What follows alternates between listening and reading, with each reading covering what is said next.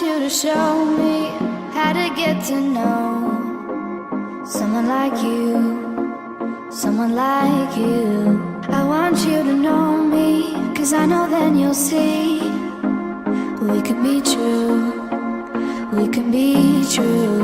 I want you to see what I see in us, something so real, something so real. I want you to see that this is a love that we both feel, that we both feel. And how will we ever know if the love will ever grow without trying, without trying? And how will we ever see if we are meant to be? It's terrifying. Hi guys, today I'm featuring this Jessica McClintock fragrance in honor of my book that I will be reading to you, a few passages. The smell of this is very lily of the valley smell, and it's also very fresh and very feminine. The lily is so prominent in this. It's a beautiful scent, and it's just the most beautiful packaging as well. If you want to try Lily of the Valley scent and don't know which one, this one is beautiful. It's timeless and classic scent of Lily of the Valleys. There's a lot of lilies in my book, and the main heroine, her name is Lily as well. So I chose to wear this today with my outfit and to speak to you about the book and to read some passages to you. I hope you enjoy it. Let me squirt some for you guys. And now I can begin reading. I can't believe I'm actually nervous for this, but I wanted to introduce to you a book that I wrote. I can't believe I'm nervous to be talking. And I want to read some of it out to you. I have it on Amazon as an electronic book, and I can post a picture of it here. So I just want to read some of it out to you, and hopefully you like it. I know it's a little difficult to understand and there's a lot of words, but I try to make the words convey as much of the image that I have in mind, and I try to make the words form the best picture that I possibly can. So bear with me. I hope you like it. I'm gonna read about, I think, a page of it, just the beginning, and then I'm gonna read a poem that's inside of the book as well. So yeah, I'm gonna be reading off of this paper. The title of the book is Song from a Secret Garden. I named the book after the song, and the song really gave me inspiration to write what I wrote.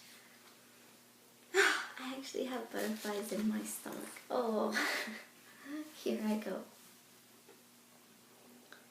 A girl of chestnut hair nestles under the great outstretched root as a result of her arduous attempt to find the way out of the majestic forest. In destitution, she finally chooses a safe nestling of multifaceted leaves under the dryad of animated Medusa anchors. The haggard tree itself was distinguished by climbing roses, tailored in bright yellow, pink, and white hues. Staring up through the canopy into the starry night sky, something pricked her. Ouch! She screamed. The prick having come from a moth-like twig insect, which was repulsively hastened away. The stars thus began their silver-spinning descent upon her, summoning her into a sudden sleep. The girl awakens to the sight of a pixie before her nose. Boggled-eyed and stunned, she is taken aback, and her plea thus begins. Please don't harm me, peculiar stranger. I can only imagine what you are. Though I must awaken to this bewildered place, I know not and only spectate. You are trying to form the word with crumpled lips. I suppose, hesitantly frowning and then shrugging the confusion off her shoulders, she follows. Boy, I must have ate something, for I dread I am deeply lost, and I must awaken to, I'm lost. The pixie, in sympathy for the girl, replies, do not distress yourself, for I know you too well. And thus playfully cartwheeling onto its back and flinging its feet into the air, stretching its arms out to reach them. You may not as such remember our greeting last night. Pointing its finger in her direction. Now having flipped over and perching on its elbows. The girl quizzically replies, oh yes, I think I could possibly remember. Well, let me introduce myself then. Sparingly jumping to its feet and standing stride apart with arms on its waist. I am, oh plum, I forgot. Bending its knee to scratch it. Oh yes, that's right. I'm Friddle-dee-dee. Thank you, Frimbambali. I am, oh, how can anyone forget their name? Of course, I am, frowning, then expressing a worrisome fix on her face as she picked at the bark of the root and embodied a deep, hopeless sigh. Lost. Plopping her head down upon the trunk and weeping. Perhaps, she said auspiciously, lifting up her glazed eyes, my friend, for you mentioned we met before, which I think I remember. Perhaps, she continued again, you know the way back, for these woods are your home. I may know these woods, Friddle-dee-dee replied, since I was likened to in the White Trumpeter and my mother, Framboestenline, tendered me. But only you can find your way out of this forest. By my wings, I will help you find your way out, Friddle-dee-dee promised with a big smile. Okay, so that's the first part of my book. It's not really a long, I can't remember how many words there are, but right now I'm like so nervous speaking about this. My knees are actually shaking. I'm gonna go ahead and read another part that is more in the middle of the book, and it's a poem. It's a fairy tale story, and it's a love story, and this poem is about them spending time together, and I guess you can say their romance. It's called His and Her Poem. A raspberry thicket indulged itself upon the sloping mound, congesting the air with its sweet, fermenting aroma.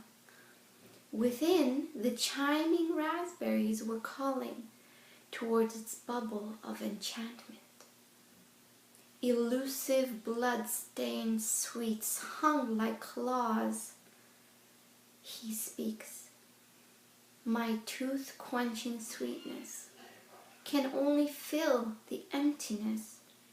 She maneuvers her hand through the nipping nettles and thistles.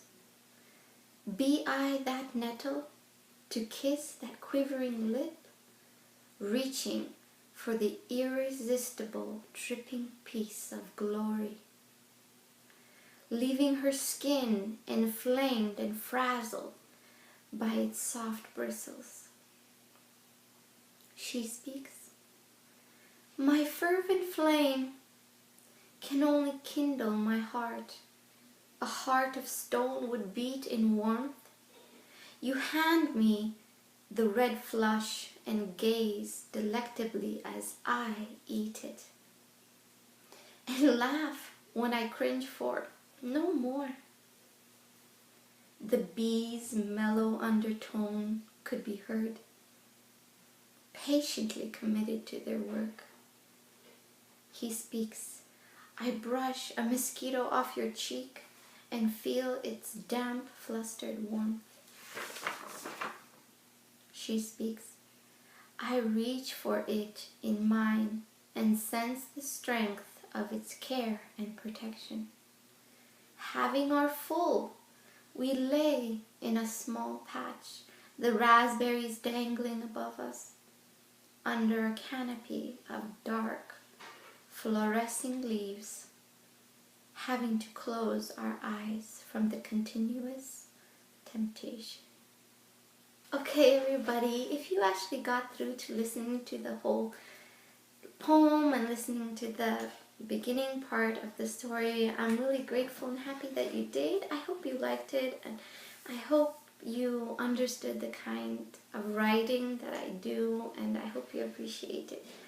If you have any comments or anything to add, I would love to hear them. Otherwise, thank you for listening. Thank you for watching. I hope you have a great day. See you guys.